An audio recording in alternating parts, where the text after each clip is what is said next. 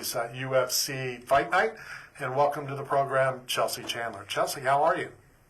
I'm doing good. Thank you guys for having me. Absolutely. Thank you for your time. What's Fight Week? I know it's just the beginning. It's Wednesday. It's just kicking off. What's Fight Week like for you?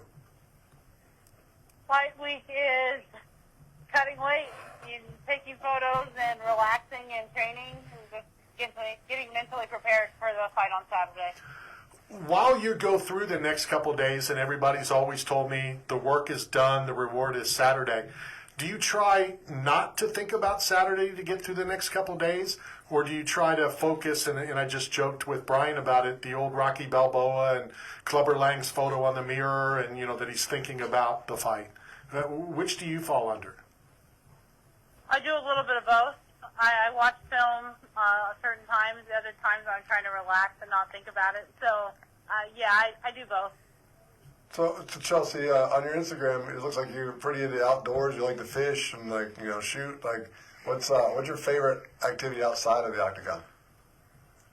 Probably hunting. I mean, I've done it since I was 10, 11 years old. And so, fun for me. So earlier on the show, Randy and I had a discussion about where you draw the line about animals that you eat. Whether you name them or if they have a face. So what's the most wild, exotic animal you've ever eaten from a hunt or a kill? Okay, let's see. I've had rattlesnake when I was younger. I've had crocodile. I haven't killed a crocodile, but I've had kangaroo. I've been to Australia, so I feel like I've had a lot of random meat. No pets or anything. No horse, no cat, no pigeon, but everything that I guess is socially acceptable. Yeah, well, and that's what we were talking about. Different countries, eat different things, and what I tried to tell Matt was, and I've said this to him, that, if a plane crashes and him and I are on the plane, I feel bad for him because I'll eat him. Whatever it takes right. to stay alive, you definitely do. But kind of changing a little bit, but still talking about food. If you could invite any 4 people for dinner, living or passed away, real or fictitious, no family members, nobody from the gym, who would those 4 people be? Wow. They have to be alive, or they can be alive? Yeah, living or passed away, real or fictitious. Like mine would always be Rocky Balboa. Not Sylvester Stallone, but it has to be Rocky Balboa. Let's see. I probably want to have dinner with BEYONCE. Okay. Okay. Okay. I really can't think of anybody else. I watched her concert, and I feel like she's the best. So 4 plates just for the 2 of you. You both will be able to eat twice. Yeah. After weigh-ins, of course. There you go. So 4 fights ago, and again 2 fights ago, you had a performance bonus. So I'm pretty good at math. I guess that means another performance bonus for this weekend. That's the plan. I think this fight is capable of fight of the night or performance of the night. So I'm really excited about this fight. Do you think of those things, or if it happens, it happens, and you're going to go out there and just do what you do?